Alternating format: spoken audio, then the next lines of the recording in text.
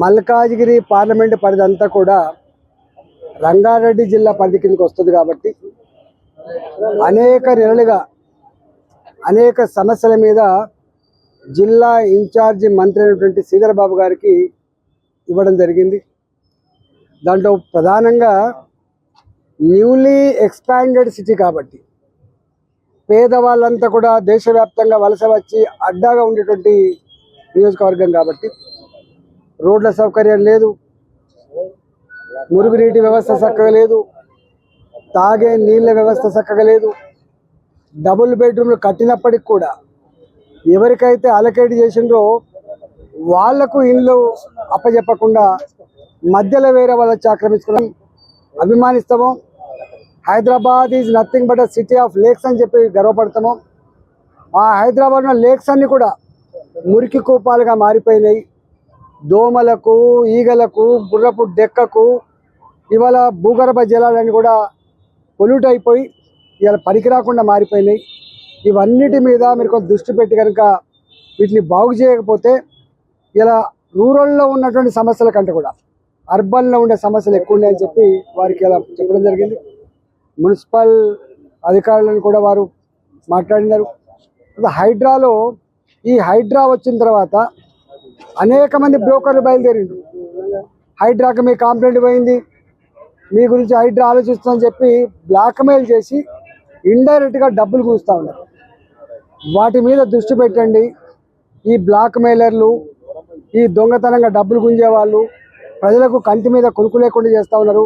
దీంట్లో విక్టిమైజ్ అయ్యేంత కూడా ఉన్నవాళ్ళు ఎవరు విక్టిమైజ్ కారు, నిజమైన పేదలు మాత్రమే విక్టిమైజ్ అవుతున్నారు. దాని మీద కూడా మేము దృష్టి తీసుకురావడం జరిగింది. అకారణంగా కొన్ని గుళ్ళు అన్నీ కూడా ఇవాళ ఎండోమెంట్ కింద వేసి సెంటిమెంట్గా ఉంది. చిన్న చిన్న దేవాలయాలు ఆ బస్తీ వాసులు, ఆ కాలనీ వాసులు నడుపుకున్నటువంటి దేవాలయాలు కూడా వీరు ఎండోమెంట్ చేయడం వల్ల అనేక రకాల ఇబ్బందులు అవుతూ ఉన్నాయి.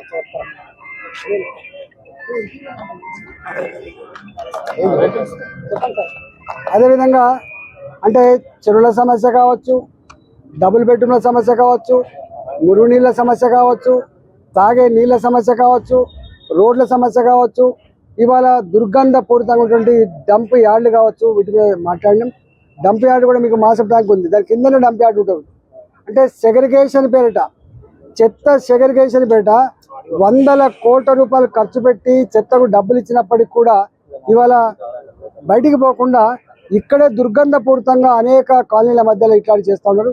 అందులో మచ్చబొల్లారం కూడా రీసెంట్గా కూడా కడతా ఉన్నారు. ఇట్లాంటివి కట్టద్దని ఇవాళ ఒకప్పుడు 30 లక్షల జనాభా, 40 లక్షల జనాభా ఉన్నటువంటి హైదరాబాద్కి ఒక బాలాజీ నగర్ డంప్ యార్డ్గా ఉండే 1,20,00,000 జనాభా అయిన తర్వాత కూడా ఇలా నార్త్కి ఒకటి, సౌత్కి ఒకటి, ఈస్ట్కి ఒకటి, వెస్ట్కి ఒకటి, ఏ ప్రాంతానికి ఆ ప్రాంతానికి డంప్ యార్డు పెట్టాల్సింది పోయి ఇప్పటికి కూడా 1,20,00,000 మంది ఉన్నటువంటి బాలాజీ నగర్లో ఒకటే డంప్ యార్డు వాడడం అనేది అది దుర్మార్గమైంది, అన్యాయమైంది. అక్కడ మొత్తం పురులంతా కూడా ప్రజలకు పారుతాడు. లక్షల మంది ప్రజలకి కంటి మీద కొనుక్కు లేదు. ప్రజానికానికి ఇవాళ దవాఖానాలలో లక్షల రూపాయలు ఖర్చు పెట్టే పరిస్థితి వచ్చింది. కాబట్టి ఇంత టెక్నాలజీ వచ్చింది కాబట్టి తడి చెత్త, పొడి చెత్త, సెగ్రిగేషన్ మీరు ఏం పేరు చెప్తారో కానీ చెత్త అంతా కూడా బయటికి పంపాలి. ఆ చెత్త నుంచి వెళ్ళి ఇలా టెక్నాలజీ పరంగా మార్పు చేసుకోండి, వాల్యూ యాడెడ్ ప్రొడక్ట్గా మార్చుకోండి తప్ప ప్రజల ఆరోగ్యాన్ని మీరు చెడగొట్టకండి, వాళ్ళ జీవితాలతో చెలగటమాడదనేటువంటి చర్చ ఉంది. అవన్నీ కూడా మాట్లాడడం అంటే ఇట్లాంటి హైదరాబాద్ నగరంలో పనులు చేసిన వాళ్ళకు డబ్బులు సకాలం రాకపోవడం వల్ల కొత్త పనులకు టెండర్లు పెట్టినా కూడా ఎవరు వస్తలేరు. కొంత దానికి 1/3 అది దాదాపు తెలంగాణ జనాభాలో 3వ వంతు జనాభా ఒక హైదరాబాద్లో ఉన్నది.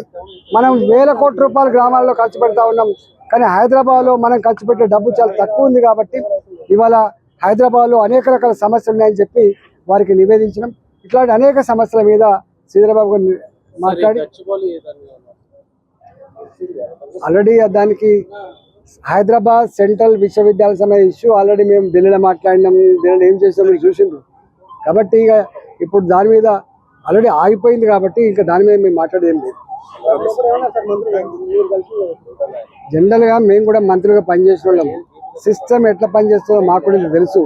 ఇప్పుడు వారు అధికారులు ఉన్నారు, ఇవాళ మొన్నదాకా మేము అధికారులు ఉండొచ్చు, రేపు ఇంకోటి అధికారులు ఉండొచ్చు. ఎవరి అధికారులు కూడా మంత్రులుగా బాధ్యత కలిగినటువంటి వాళ్ళుగా ప్రభుత్వ పరంగా ప్రజలకు సౌకర్యాలు కల్పించే బాధ్యత ఉంది కాబట్టి, ప్రజల సమస్యలు పరిష్కరించే బాధ్యత ఉంది కాబట్టి ఇవాళ డెఫినెట్గా వచ్చారు. వారు ఒకప్పుడు మంత్రిగా ఉండే, మేము అప్పుడు ఎమ్మెల్యేలుగా ఉన్నాం, మళ్ళీ మేము మంత్రిగా ఉన్నాం, వారు ఎమ్మెల్యేలు ఉండరు, మళ్ళీ వాళ్ళు మంత్రిగా ఉన్నారు. కాబట్టి ఇవన్నీ వస్తూ ఉంటాయి. ఒక్కొక్కసారి బాధ్యతలు పెరిగితే ఒక్కొక్కసారి మనం ప్రజలకు సేవ చేసే అవకాశం ఉంటుంది. కాబట్టి ఎవరు అధికారంలో ఉన్నా కూడా ఏంటంటే ప్రజలకు మాత్రం ఇబ్బందులు కలగకుండా హైదరాబాద్ నగరంలో సౌకర్యాలను మెరుగుపరచాల్సిన బాధ్యత, పరిష్కరించాల్సిన బాధ్యత అని చెప్పడం జరిగింది. వారు కూడా పాజిటివ్ రియాక్ట్ అయ్యింది.